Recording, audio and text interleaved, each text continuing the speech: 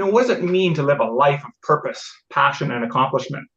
Well, that's a big question, and one that gets answered that presents each individual with their true North Star. Now, combine that with a set of guiding principles or pillars, and you have the makings of an extraordinary life. So, how do you go about defining a life of purpose, passion, and accomplishment? What does that look like? Well, today we're going to explore that with my two amazing guests whose own lives have shifted once they took responsibility for their life's narratives. Now, before we get into that, we know that being a man today has never been more challenging. And so the pain that we feel is real. It's a pain of loneliness and it's a pain of unworthiness, and it's masked by our anger and our resentment. And it's all because we are uncertain and afraid to take that next step. So if you're tired and fed up with where your life is at, then I'm going to encourage you to start your hero's quest. It's where you can become more, accomplish more, and live more than ever before. Just go to members.net and start your quest today. And with that, let's get on with today's episode. The average man today is sleepwalking through life, many never reaching their true potential, let alone ever crossing the finish line to living a purposeful life. Yet, the hunger still exists, albeit buried amidst his cluttered mind, misguided beliefs, and values that no longer serve him. It's time to align yourself for greatness.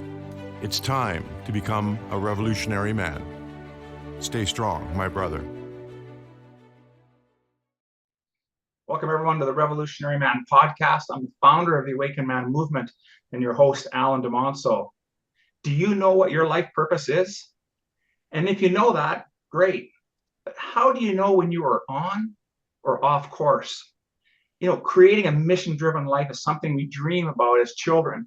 And then when we were asked about what is it that I want to be when I grow up? But then adulthood creeps in, and soon we find ourselves caught in the humdrum repetition of daily life. It's our dreams that soon fade away, sometimes all the way to the end of our lives. But it doesn't have to be that way. Life is a set of choices, and from the moment that we wake up to the end of the day, and we have agency over our lives if we're willing to take a look at them. And today, my guests and I explore what agency looks like and how you can do that and start living with passion, purpose, and power. So allow me to introduce my guests. Eli, Libby, and Kyle Nelson are seasoned entrepreneurs with a rich decade of experience co-founding Peak Fulfillment Men's Coaching, driven by their passion to guide men towards their peak potential. And as peak fulfillment coaches, they specialize in empowering to reach unprecedented levels of fulfillment in all aspects of our lives. Drawing from the remarkable journey marked by successful exits and overcoming personal lows, they deeply understand the transformative power of self-awareness and discipline. You know what, gentlemen? I'm looking forward to this conversation. Welcome to the show, Kyle and Eli. How are things, brothers? What's going Doing on? awesome. We're excited to be here. Yeah, Alan, this is awesome. Thank you so much for that introduction. Love the show, love what you're doing, and excited to be here. Right on. Great to hear. Well, as you know, gentlemen, my opening question for my guests is always about their hero's quest, the things that you've had to work through and overcome. And so I'm going to ask each of you to talk about the time in your life when you knew things had to change, how that shaped you into the man you are today, and the work that you're doing. So, Kyle, why don't you start us off?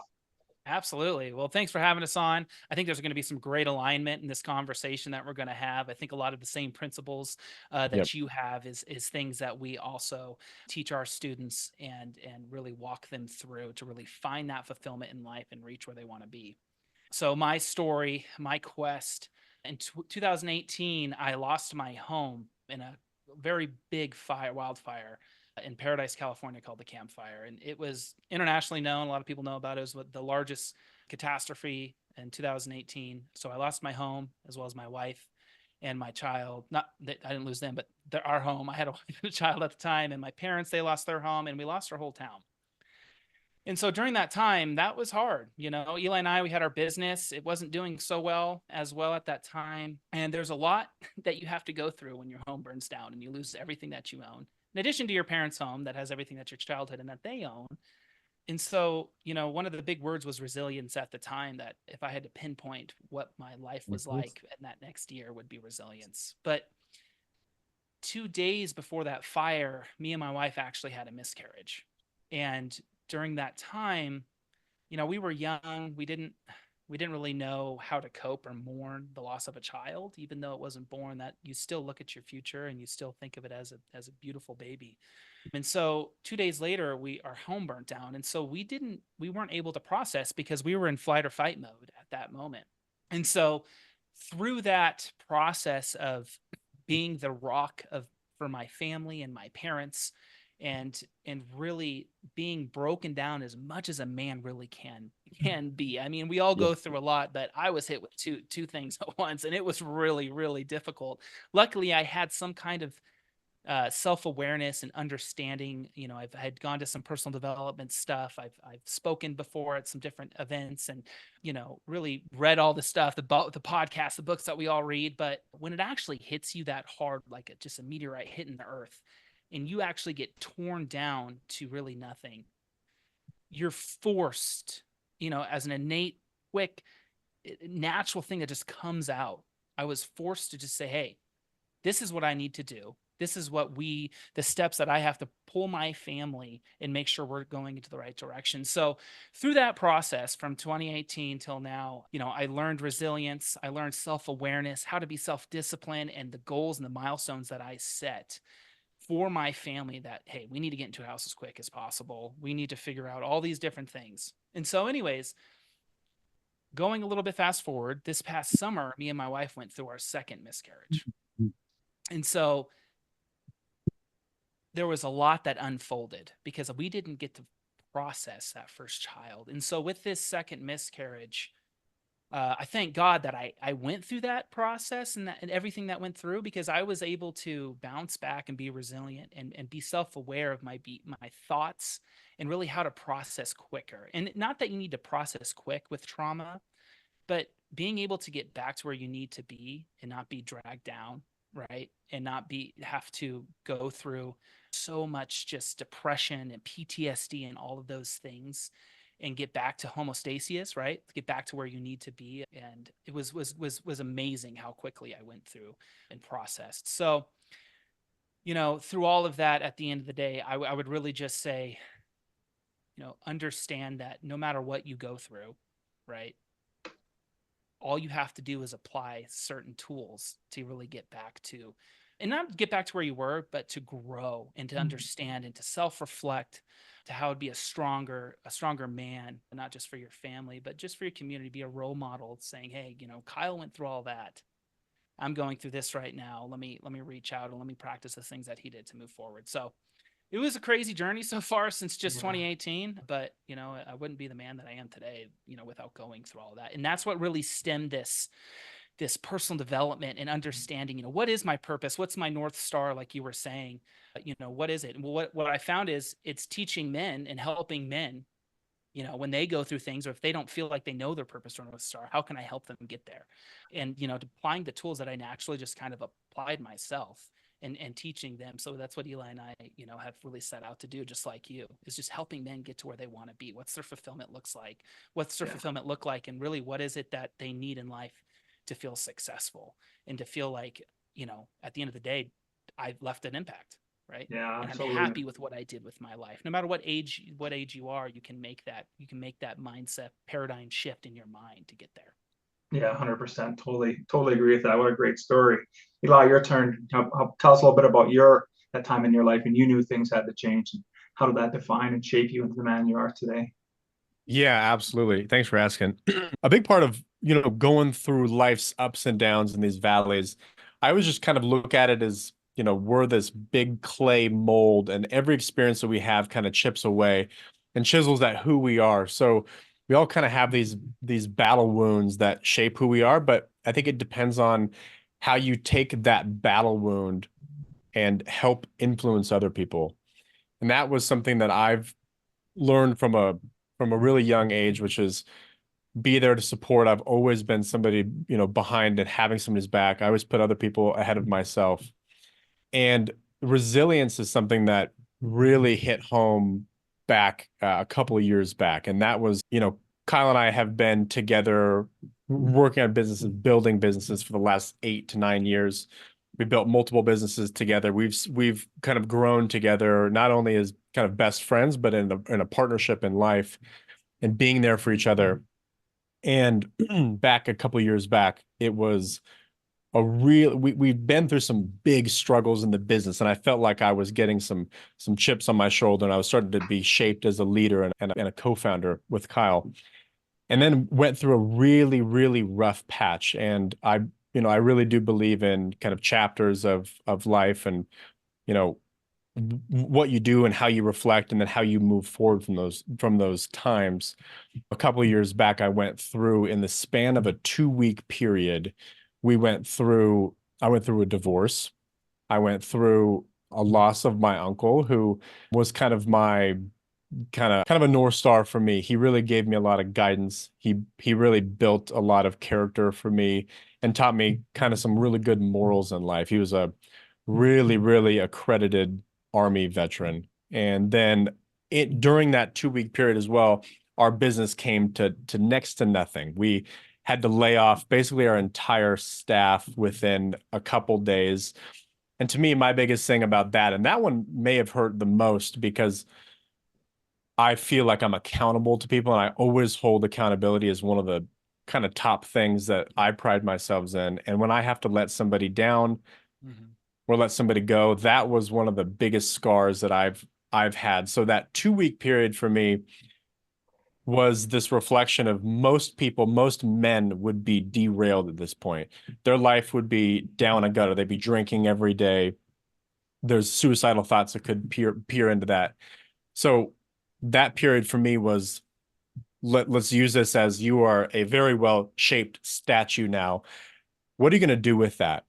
And I set out on this mission with Kyle, which was, I want to show people that you can be extremely resilient, whatever you're going through. And all of those experiences had an amazing impact on my life. And what I think the one of the biggest ones is how I was able to kind of overcome that, and now met the absolute woman of my dreams. I mean, she is absolutely everything, and I'm so lucky that happened. So my mission and the things that I relay to guys is, everything happens for a reason. Follow your purpose, follow your passion, and do it on the back of resilience. And that's really what helped me get through that. And I think that's where I am today, and that's how I am the kind of leader that I am today. And when we talk to our students, those are some of the messages that I bring to them. And it's just a nice awakening. It's a nice breath of fresh air that they can see that light at the end of the tunnel, no matter what they're going through. Because there's probably stuff way worse than what I've gone through, and way worse than what Kyle's gone through. So, the worst thing that's ever happened to you is the worst thing that's ever happened to you. That's all you know. So we really try to help guys through that. And that's really just my guiding light. Man, I just love that, gentleman, for what you shared there. I was taking tons of notes. I always do that throughout the show today. And, the two words I wrote down was resilience and accountability. And I think, Yep. Those are key mantras or pillars in our work here at the Awakened Man as well. And the other takeaway I get from this is that I think the challenge is for men. It doesn't really matter. The reason why I like to open up the podcast with asking about people's hero's quest is because it doesn't really matter about the magnitude of the challenge. It's about the response that we have with it. And sometimes the challenge may not feel, as you reflect back on it, man, I can't believe that really threw me off. But it was the things that happened prior to that. It's the buildup of stuff, in my experience anyways, that we haven't paid attention to. That it was the proverbial straw that breaks the camel's back that totally brings us to our knees. And if we're willing to do the work and we're willing to reflect and take responsibility, and you guys talk a lot in your work about life narratives as well, and really understanding what that is, then I think we have an opportunity to reshape who we are. It's really about being in that forge and revealing character, and then looking at it and saying, I like that part about me, and this, but on the other hand, there's this part I just don't care for, and what do I need to do to be better?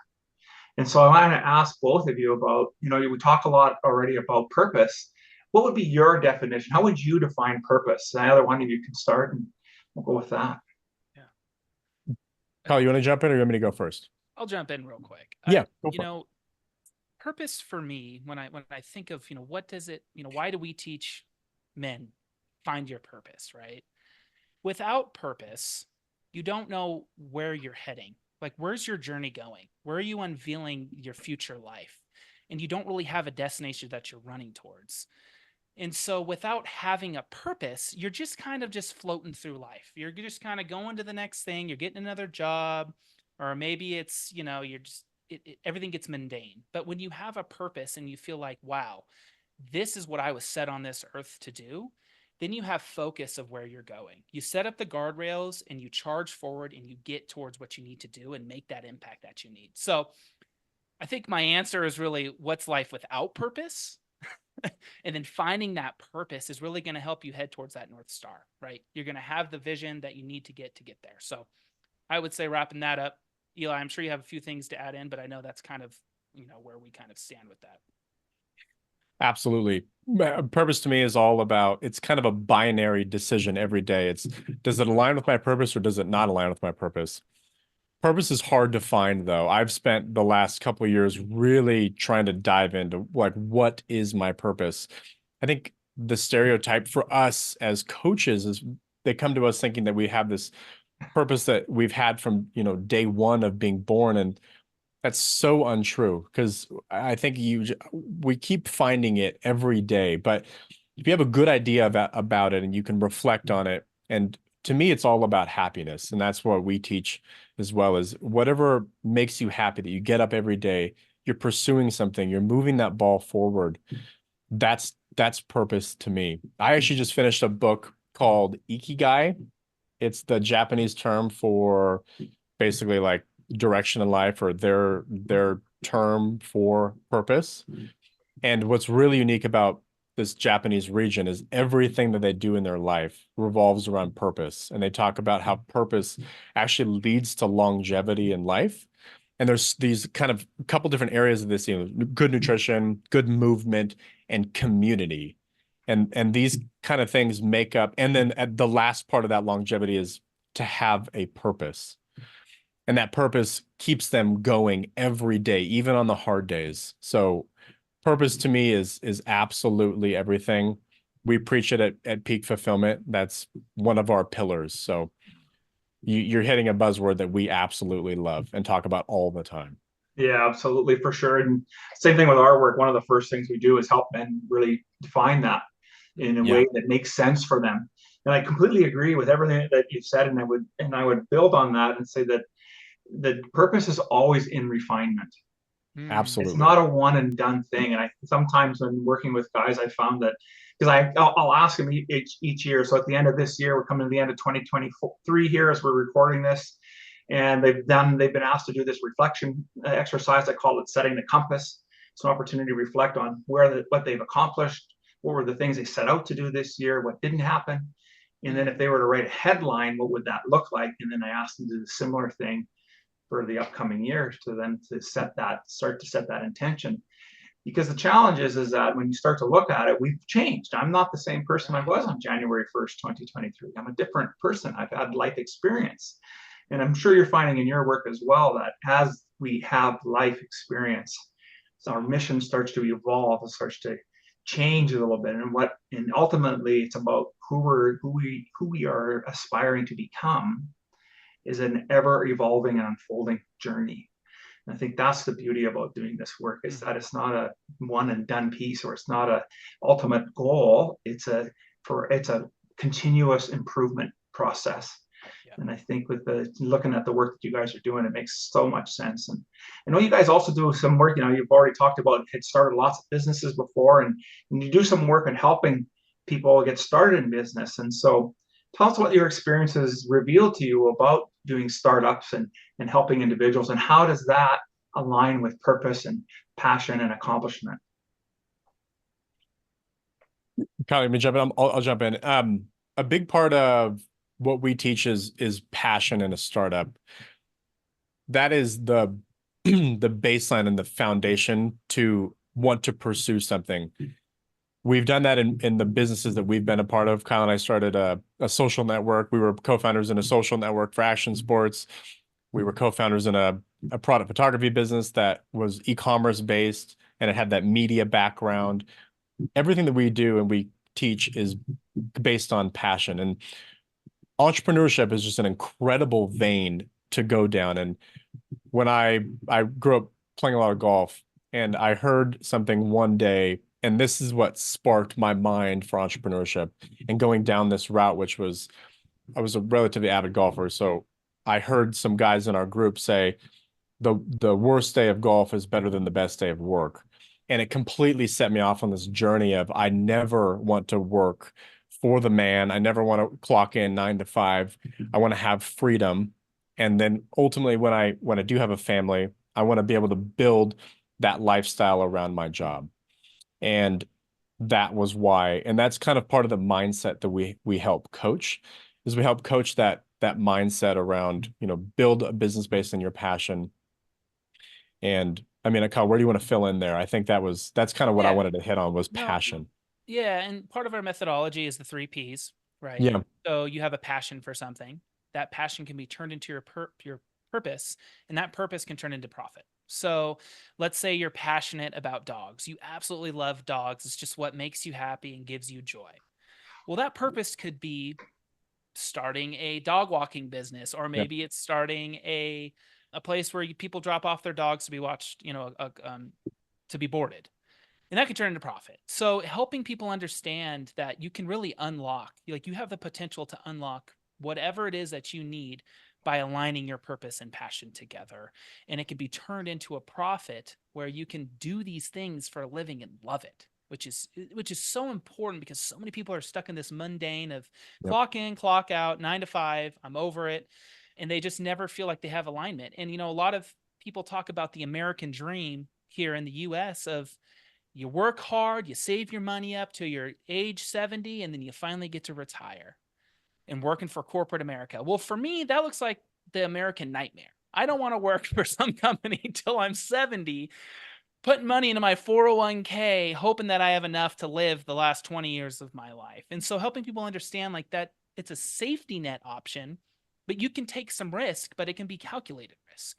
And understanding that there's things and levers that you can look at and pull to make sure you're walking into something that is safe, and allowing them to understand there's a process behind jumping in and really taking that step in faith. So we love helping people start businesses, and guiding them in the right direction to do it like we've done.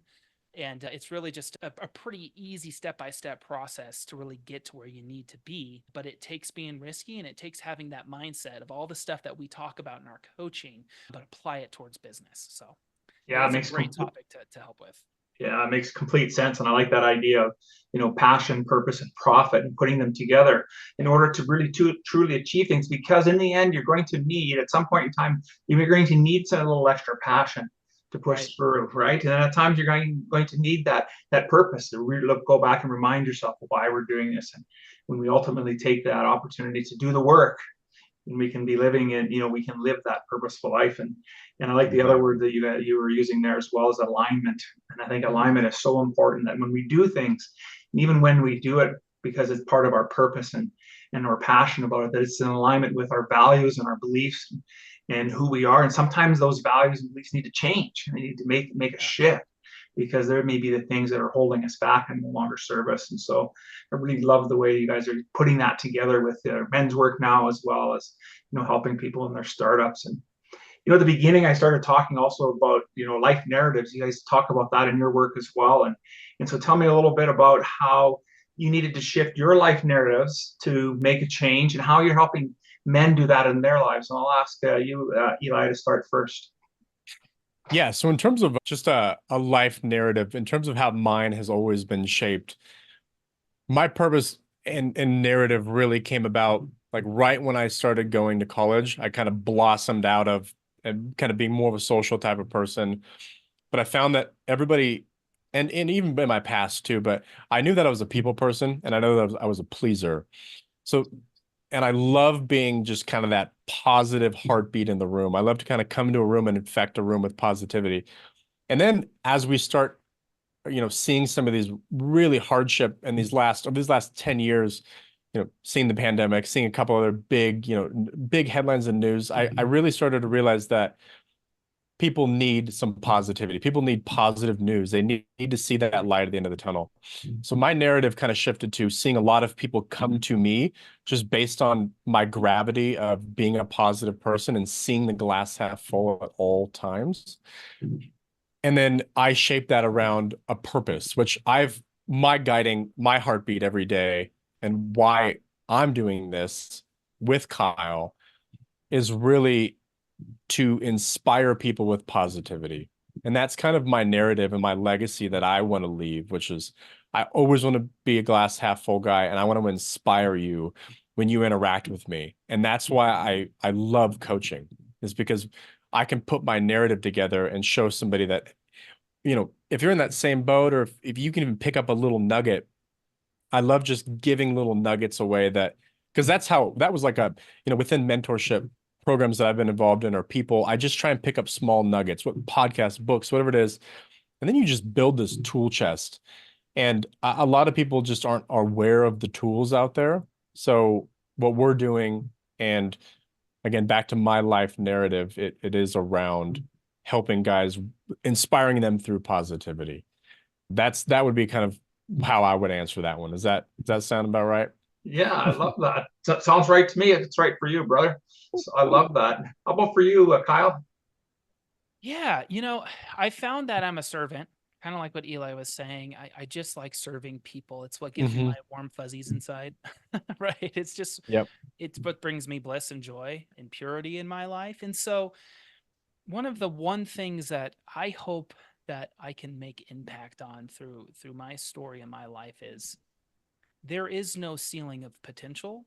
You Yeah. really can do whatever you set yourself out to. And so many people will combat that. Well, whether it's the silver spoon, or, well, you're educated, or blah, blah, blah, blah, blah. It doesn't, everyone has the potential to get where they want. Getting out of college at $40,000 of student loan debt, I was on my own with my girlfriend at the time, now my wife, and we had to figure this out. And my degree was in entrepreneurship, right? So I knew I wanted to go and start businesses. And so I just started. I took a leap of faith and I just started setting stones afront in my path, not knowing what the outcome would be, right? And not understanding, what this journey is going to be. But one thing I did have was a vision and a goal. At the end of the tunnel, where is it am I going to get? I knew the alphabet started with A.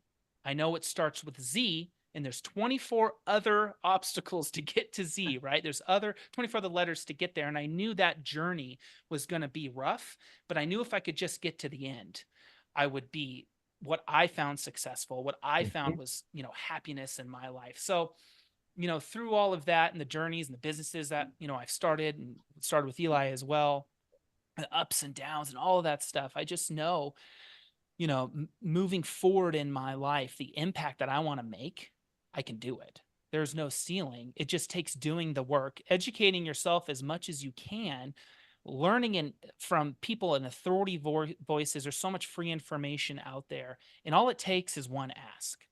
Most people are willing to help, give you some tips, and put you in the right direction for free. So it's having that self-confidence, building yourself up, and then really, as you move forward, having the self-discipline to continue forward, but also be aware of the behaviors and the things that you're doing, and looking back and reflecting, okay, that didn't work. How can I turn this failure into a success by learning and where those gaps are? So I know that was a lot, but just understanding that it doesn't take much to really just start the journey and just really have your North Star really where your focus is, and you will reach it. No matter how long it may take, you will get there if you just keep forward.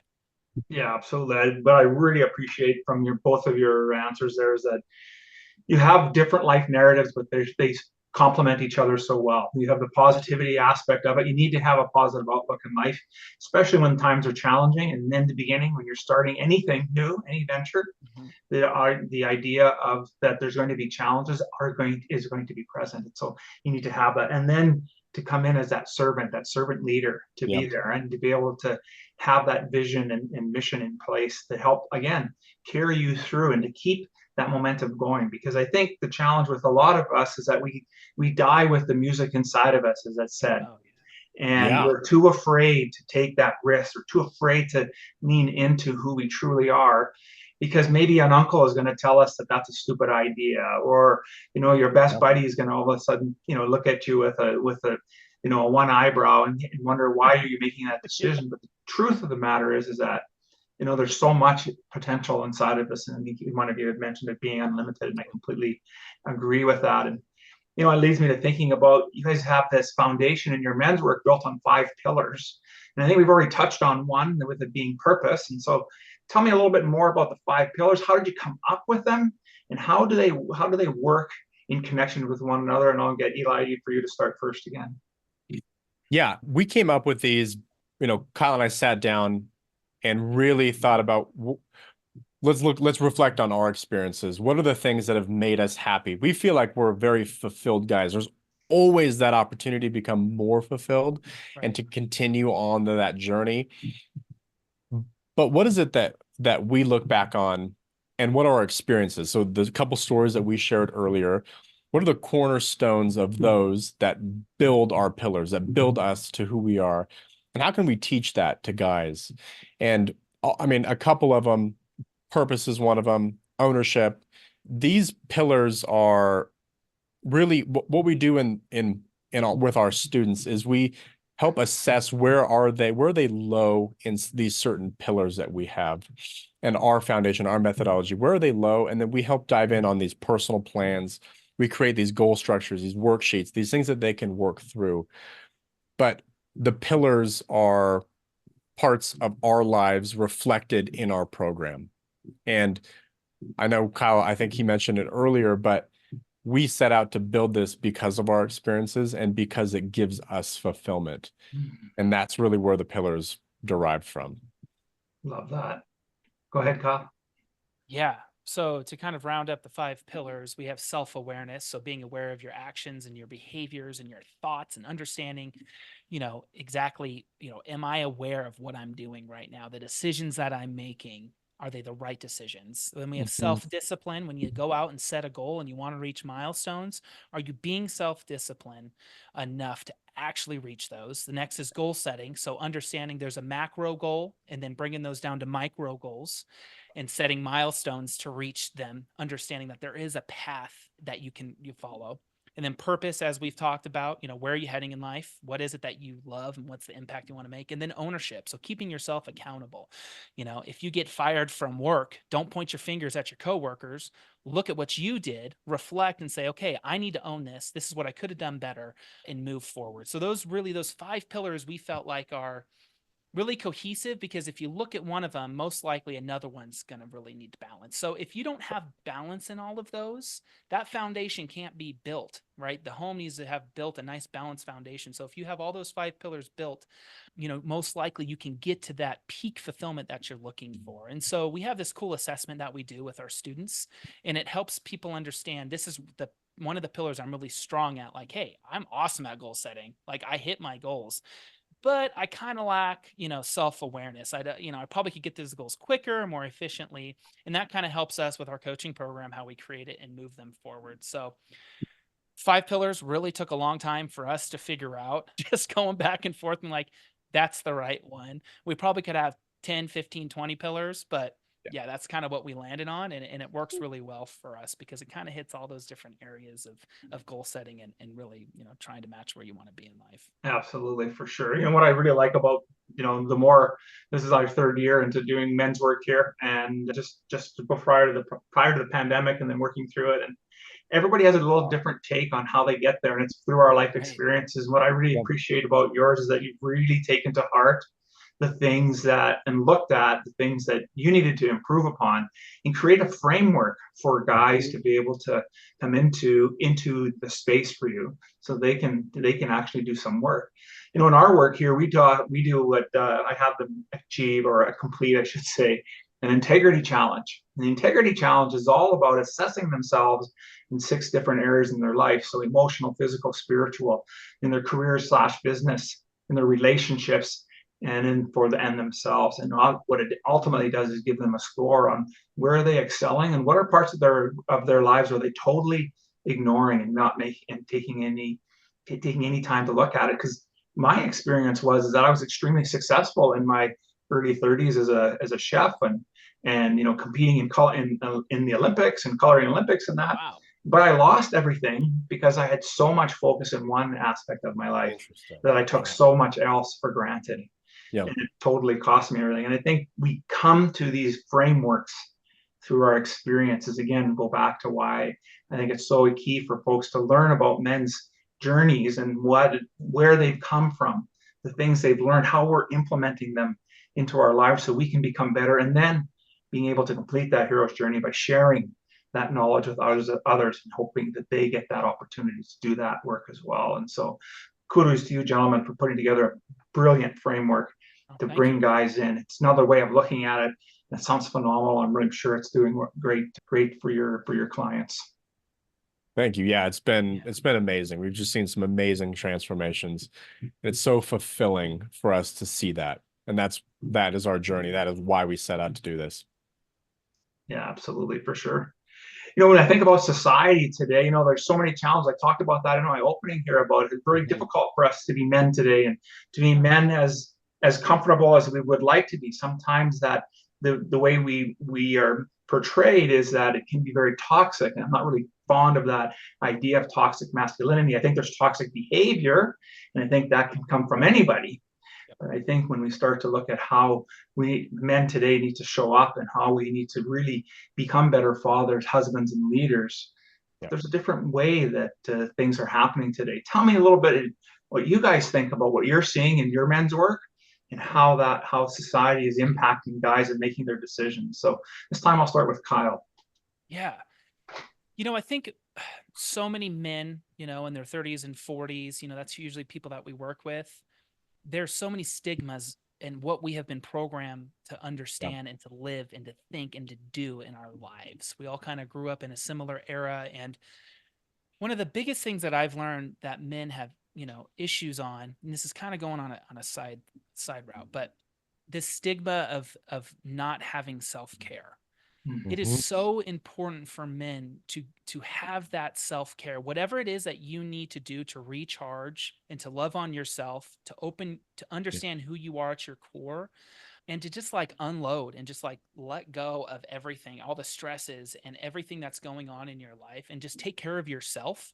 And, as one of the most best things you could do is going through a coaching program, because they can help you with that and get you to where you want to go and teach you how to do real self-care and self-love and good self-talk.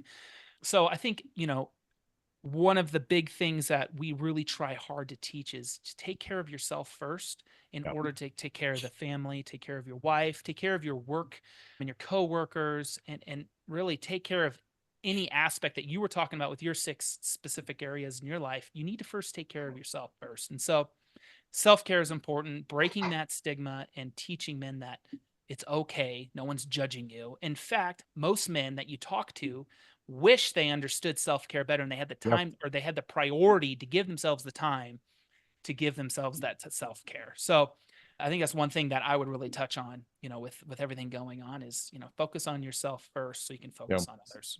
Aho, brother. Love that. Love that. Eli, how about for you? I think, one of the common things that we see is ego. Ego really gets in the way. And for men, especially, having that masculine presence. So if we can get somebody to drop their ego and really be open-minded to changing, and some of the stuff about like mindfulness, meditation, that sounds very hippie-ish back, a couple of years ago. And now it's just kind of something that we hear all the time. We talk about it all the time to our students. So breaking them down and letting them and allowing them to be vulnerable in a space where that's typically a very uncomfortable situation for them.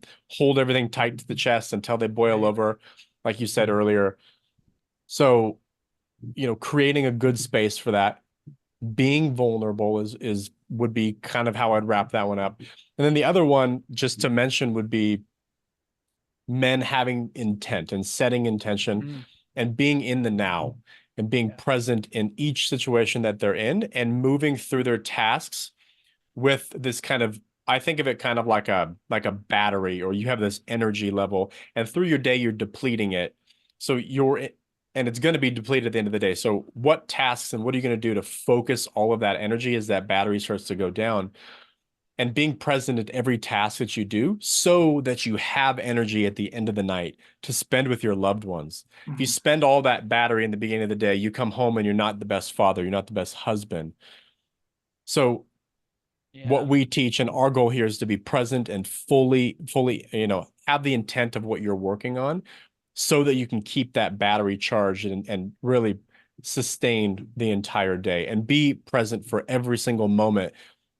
Kyle does it one of the best that I've ever seen, is being able to wear so many different hats and the energy level that you need to have to be a dad, to be a leader, to be an entrepreneur, to be a coach.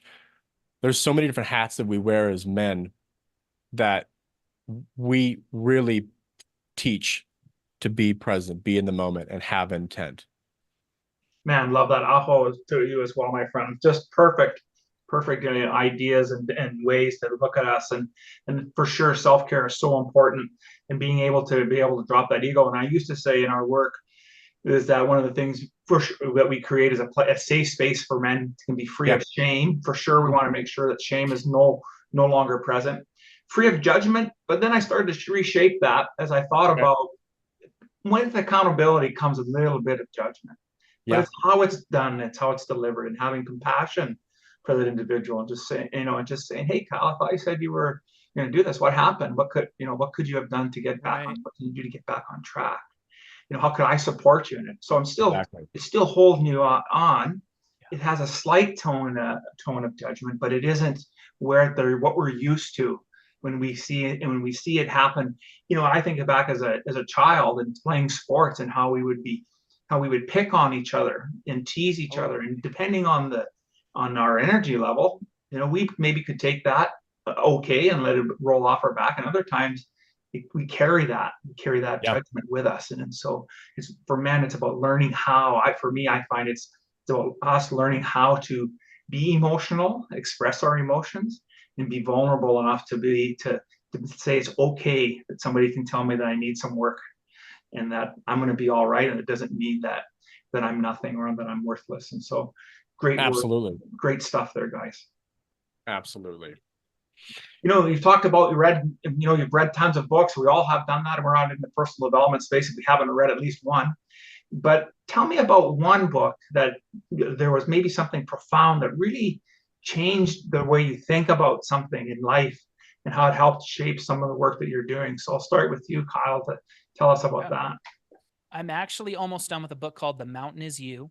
Yeah. A great book, right? And I think one of the most profound things that hit with me was, we have all these ideas of these mountains that are ahead of us, right? We have to get over them, and we have to figure out how are we going to deal with this. But really, you are the mountain that's stopping you. You're doing your own self-sabotage to Yep. make yourself believe you can't get over that mountain, when really you are the mountain. You move the mountains, and you continue moving forward. So it's a great book. I'm not quite done with it, but just the whole concept of like all these people talk about, these big obstacles in front of me. There's this mountain I can't get over, and then this they're like, no, you are the mountain. You move it yourself. You make the path and the journey that you need. And understanding that who you are and being self-aware, you have to understand your self-sabotage first. You are sabotaging yourself and mind by not implementing positive thinking and understanding that you can reach anything and any peak that you want to get to. So super good book. I'm excited. I'm about 80% through it. So I'm excited to wrap it up, but that really hit me recently. I was like, man, I've never really thought of it like that, because there's so many books you could talk on that everyone's read, How to Win Friends and Influence People, and all those all those great books. But it's just so many good books that are like, no, change the metaphor to this and think in a different way, and it'll kind of actually like trigger some like, oh, that's a good way to look at it. So Yeah, love that. How about for you there, Eli? Mine has always been Extreme Ownership by Jocko Willink. I take that. I just love it so much. But I'm reading a new one right now, and I'm only at a quarter of the way, so I'm not going to speak too highly on it, but I do think it may slide into the spot. It's called The Way to Win. I think it might take the spot, but for now, it's Extreme Ownership. And as a leader, as an entrepreneur, as a CEO, when we have people, accountable to us, that book to me puts it all into an amazing framework that we own every decision that we make. We have the opportunity to, take whatever path that we want, and then we need to own that if we're accountable to that, as well as the flip side of that, which is giving ownership to somebody else, whether it's a personal relationship, giving ownership to your kids or giving ownership to your employee, that they own everything up until this level and you give them full trust. Anything above this line in the sand, they can come to you, but below that, it is all them. They have to own it, and you have to trust that employee. And it was a monumental book because of what I was going through, but as well as what our business was going through. Absolutely love that book, and I love his message, and he's very inspiring to me, and everything he reads and puts out and podcasts, I follow very closely. Outstanding. I just love asking that question. And thank you for picking it's a great question. Yeah. Thanks for picking books. It wouldn't be a typical. And last year we did The Mountain Is You as one of our books of the month. It's the only reason why when you said that, I was just like, yeah, brother, absolutely. That is outstanding. And it's just a different way of looking at stuff. So, and we got to do Jocko yet. I haven't done a Jocko book yet. So we'll probably do that. We've done Goggins, but we have to do Jocko too. Oh, very cool. Yeah. That's awesome. Sure. Obviously you wouldn't be where you are today. You didn't have mentors along the way. And so the next question I have for you is about what's the best piece of advice that you've been given and how has it served you? And Eli, I'll start with you this time. It's a good one. I was going to mention something about mentors here kind of in the end, but mentors, I'm going to kind of talk through this as I hope I come up with, because there's so many amazing, amazing tips, but mentors to me are somebody that you have to have in your life and have multiple of them so that you can bounce off different ideas and kind of cross-triangulate what you're trying to get to with a couple different people. I'm trying to think of the best piece of information that Kyle, do you have one right now? There's so many that have come into mind. Yeah, I think really when it comes to, so Eli and I actually share a very same mentor pretty much. He's walked with us for about 6 or 7 years now. And what I think we've learned from him is understanding that impact can be made with just one small conversation and a sentence of a conversation, and being self-aware of the words that you're putting out while you're loving on somebody and you're teaching them and you're helping them. There may be an hour conversation with an individual. They might only hear 2% of what you're telling them. So as you're talking to that individual, make sure all of it is pouring into them and giving them a hand up and lifting them up and, and really supporting them and being in the moment.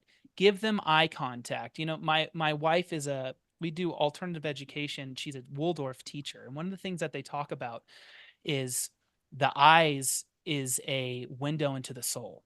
And when you have somebody that truly is looking at like eye to eye, and sometimes you're like, whoa, this is a bit too much. That's because they're like there in the moment and they're like being present with intention with the conversation. So all of that wrapped up is when you're having a conversation with somebody, and maybe it's you're mentoring with somebody or you're giving them advice, make sure as much of that conversation, there's takeaways, because they only may be picking up 2% of it because they've got so much other things going in their mind. So I think just having intention in conversation, excuse me, and making sure there's intention with it is one thing that our mentor really, really taught us, because every conversation we have with him, it is exactly that. There is so much intention and so much that he pours into us to help us with. So love that. That's amazing. All of the mentors that surround me they drive self-awareness really hard. The one that Kyle's talking about, that's a perfect definition of that. But I think the best, outside of him, another mentor gave me a piece of advice when kind of working through a relational conflict.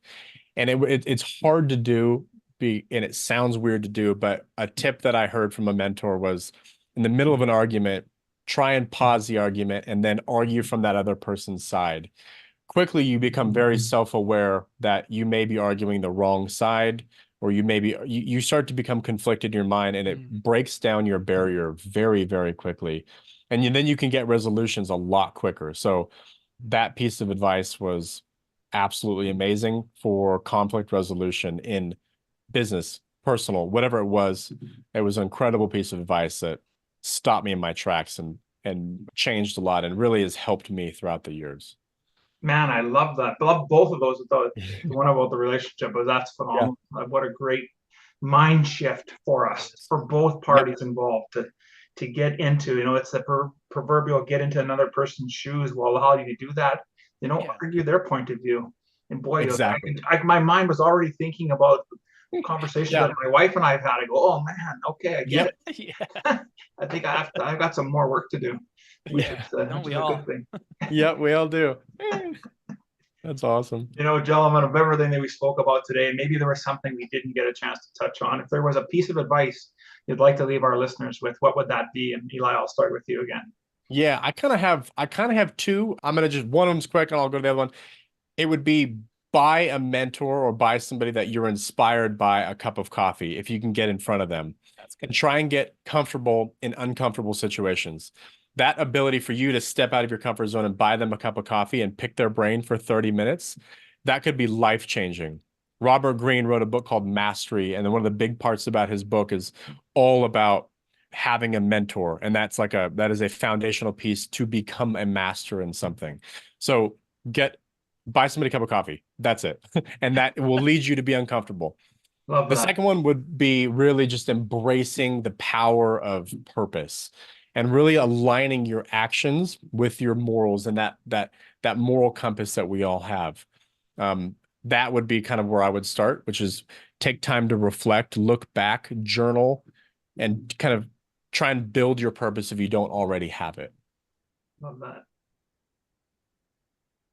How about for you, Kyle? Yeah, we touched on it indirectly, but it's really cultivating a growth mindset, right? So adopting that growth mindset really means, looking at challenges as opportunities, all the setbacks we go through, look at and self-reflect as lessons, and always strive for personal development. Yeah. The word self-help, the words personal development, self-improvement, they're words that are, they're categories now, right? They're industries, but think about the word personal development. I'm working on me as a person and developing me and growing me. So having that growth mindset, always working towards it, will help you evolve, transform, and really help you get comfortable with being in the uncomfortable. The only way that we grow in life is you have to be comfortable with being uncomfortable, putting yourself into positions that you may not always really feel like this is right. There's something going on. I don't like this. I'm nervous. I'm anxious. That's you and your mind and your body and your soul stretching itself. That is the moment that there's so much pressure. That's where growth happens. So you have to get comfortable and really just cultivate that growth mindset. And that's something that we try so hard to teach our students. Like you just have to push yourself. Otherwise, you're just back in the mundane. You're back to the day to day. I'm not pushing myself to get better. I'm not personally developing myself. I'm not self-helping myself. I'm not self-improving myself. So yeah, just cultivate it, live it, and grow is really what we try hard to really push on our students. Oh, gentlemen, that's phenomenal. What a great conversation we had today. I want to say thank you so much. And you've been able to show us that all of us can live with passion, purpose, and fulfillment. And so if men are interested in getting involved with your work, what would be the best way for them to do that? Yeah. Head to our website, peakfulfillmentcoaching.com. We have one-on-one men's coaching that we utilize our 5 pillars of fulfillment methodology. We also have an online course. So it really is just shrunken. Get a better price, and it's called the Peak Academy. But at the end of it all, take our Peak assessment. It's free. It'll dive into the 5 pillars of fulfillment and where you need focus. Love it. Perfect. Well, I'm going to make sure that information and any of your social contacts are also in the show notes for today's episode.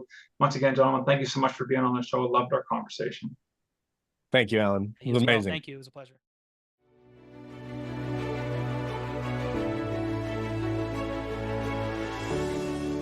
Thank you for listening to the Revolutionary Man podcast. Are you ready to own your destiny? To become more the man you are destined to be? Join the brotherhood that is The Awakened Man at theawakenedman.net and start forging a new destiny today.